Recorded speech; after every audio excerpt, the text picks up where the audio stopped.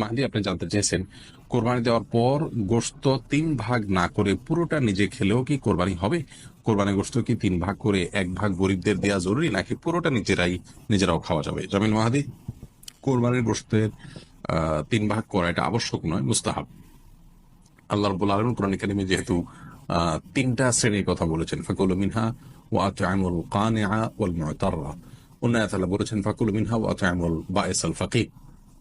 তো এই নির্দেশনাগুলো থেকে বোঝা যায় যে আল্লাহ রাব্বুল আলামিন 3টা শ্রেণীতে আমাদেরকে আপনার কোরবানি গোশতকে বন্টন করার জন্য নির্দেশনা দিয়েছেন, কিন্তু এটি কোনো আবশ্যিক নির্দেশ নয়।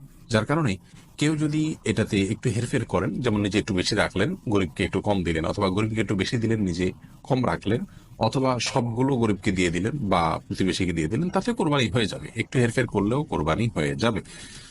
এটার সাথে কোরবানি শুদ্ধ অশুদ্ধ হওয়ার বিষয়টি আসলে নির্ভর করে না, আমরা এটাকে যতটা খুব সিরিয়াসলি দেখি।